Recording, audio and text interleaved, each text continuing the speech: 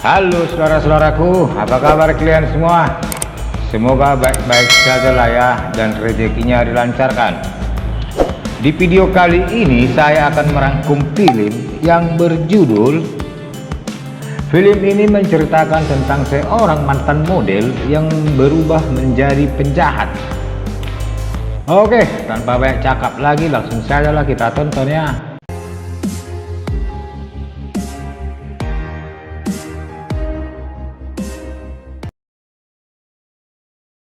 Film dimulai di mana baru saja terjadi perampokan di sebuah bank. Pihak polisi pun menghubungi anggotanya untuk melakukan pengejaran. Dan kebetulan dua orang polisi yang bernama Bussy dan Clement sedang berada tak jauh dari lokasi yang diberitahu pihak kantor. Mereka pun mengejarnya, tapi pelakunya berhasil kabur. Padahal mereka sudah dibantu polisi lain yang bernama Hondur. Þú leggur niður byssuna.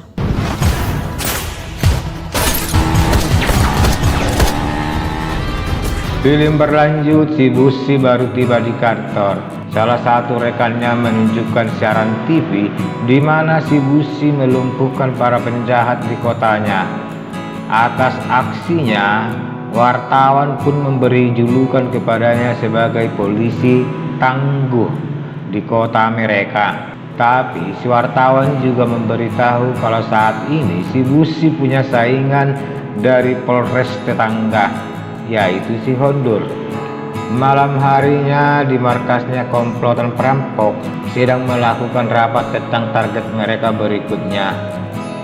Seorang wanita yang bernama Stefani memberitahu pimpinannya kalau target mereka berikutnya adalah Bank Islam. Dan Stefani ini adalah perampok yang berhasil kabur dari pengejaran si Bussy. Sedangkan di rumahnya si Bussy dan istrinya sedang bertengkar karena istrinya kesal sudah 3 bulan jablay. Belum lagi mereka jarang ngobrol. Dan si Bussy pun bingung dengan perasaannya belakangan ini yang merasa hambar kalau bersama istrinya. Besok harinya si Bussy dan Clement kembali bertugas. Si Bussy langsung meluncur dan meninggalkan Clement saat pihak kantor memberitahu sedang terjadi perampokan di Bank Islam. Sesampainya di lokasi, si Bussy pun merasa heran saat atasannya memberitahu kalau si Hondur juga berada di dalam bank. Setelah itu si Bussy memutuskan masuk ke dalam. Saat tiba di dalam, si Bussy kaget melihat si Hondur sudah berada di sampingnya. Mereka berdua pun langsung beraksi dan mereka berhasil melumpuhkan semua perampoknya dan menangkap si Stefani. Di kantor polisi, si Bussy menginterogasi si Stefani dengan brutal. Dia pun bertanya apa tujuan mereka sebenarnya, karena si Bussy merasa aneh. Mereka merampok bank tapi tidak mengambil duitnya sepeser pun. Si Stefani hanya menjawab dengan teka-teki, lihat saja hari Sabtu nanti. Dengan kesal, si Bussy pun keluar setelah mematahkan salah satu jari si Stefani. Saat di dalam mobilnya, si Bussy kembali jengkel melihat kemunculan si Hondur. Mau tidak mau dia pun menuruti permintaan si Hondur yang mengajaknya ke bar. Besok harinya si Bussy merasa kesal saat atasannya mengenalkan si Hondur sebagai rekan barunya mengungkap kasus perampokan tersebut. Belum lagi si atasan menyuruhnya untuk membuntuti si Stefani yang baru dibebaskan. Film berlanjut, si Bussy dan si Hondur mengikuti si Stefani yang baru keluar dari kantor polisi. Hingga tak berapa lama si Hondur kaget melihat seorang pria yang sedang berdiri di lantai atas sebuah gedung. Dia pun memberitahu si Bussy kalau pria itu bernama Ricky, mantan rekannya dulu saat mereka menjadi model. Sedangkan di dalam gedung, si Ricky bertanya kepada si Stefani yang baru tiba apa yang sudah diberitahu kepada polisi, dan si Stefani menjawab tidak ada. Besok harinya di kantor polisi, si Bussy dan si Hondur memimpin rapat lalu menunjukkan foto si Ricky. Si Hondur pun menceritakan tentang profil si Ricky yang mantan model.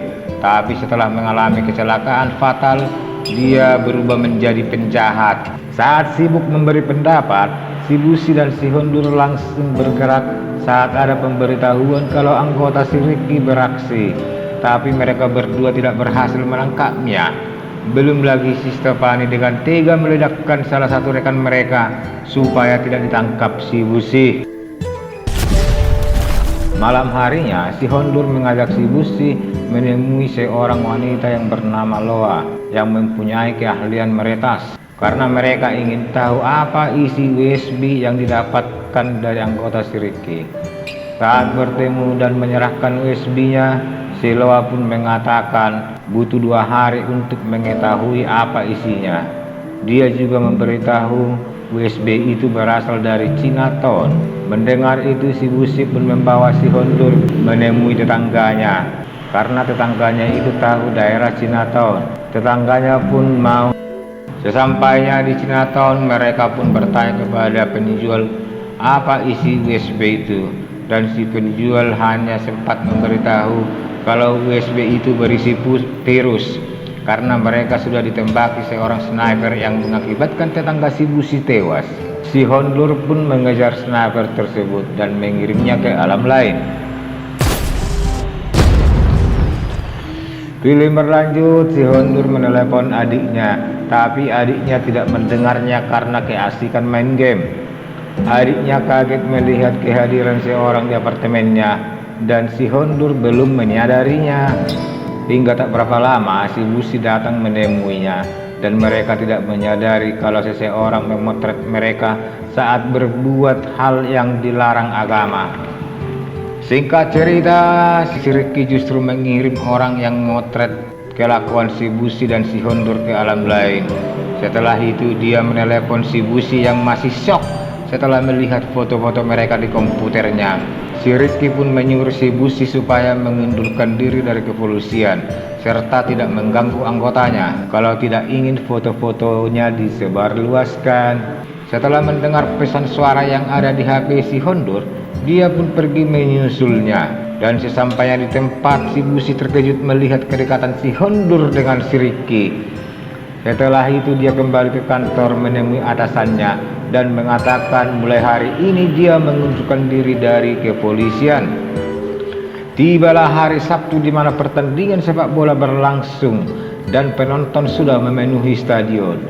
Sedangkan di taman kota, si Busi baru bangun tidur dan dia mendapat info dari sekelompok remaja yang mengejeknya kalau semua polisi sedang bertugas di stasiun. Kembali ke stadion di mana komandan polisi sedang menonton video si Ricky yang memberitahu kalau di stadion tersebut sudah dipasang bom dan bom tersebut akan meledak saat wasit meniup peluit berakhirnya pertandingan. Kita ke tempat di mana si Busi menerima telepon dari si Loa. Si Loa pun memberitahu tentang penemuannya kalau virus yang ada di USB itu bisa menyerang sistem keamanan serta merusak jaringan utama. Mendengar itu, si Busi bertanya apa yang akan terjadi jika jaringan utama rusak. Dan si Loa pun menjawab kalau semua keamanan akan terbuka, dan salah satu contohnya keamanan bank, dan mereka akan dengan mudah masuk ke bank manapun termasuk bank sentral. Selesai menelepon, si Busi menyadari kalau pertandingan sepak bola serta bomnya cuma pengalihan perhatian polisi.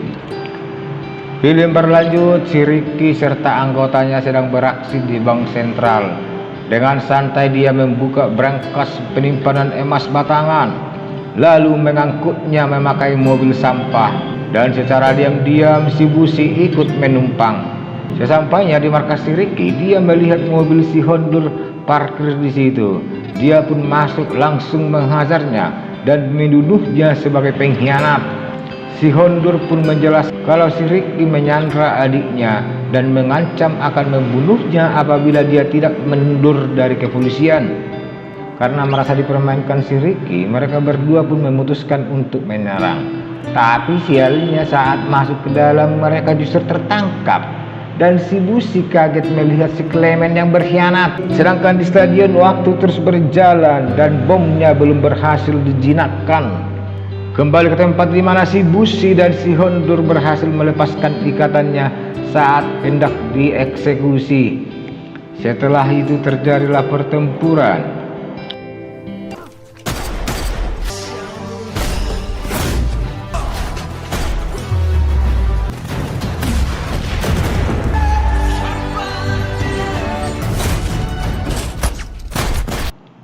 Saat suasana genting, si Clement justru datang yang mengakibatkan si Busi tertembak. Tapi dia juga menyelamatkan si Busi saat ditembak si Ricky. Dia pun minta maaf kepada si Busi gara-gara uang dia berkhianat.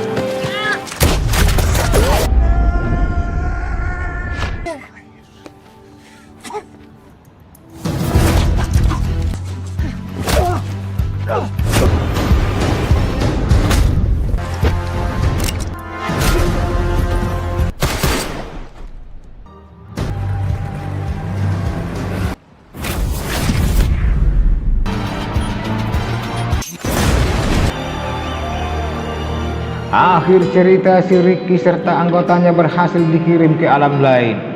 Atasannya pun mengucapkan terima kasih kepada si Ricky dan si Hondur. Dan atasannya meminta mereka berdua untuk kembali bertugas sebagai anggota polisi. Dan mereka berdua pun menerimanya. Dan film pun selesai.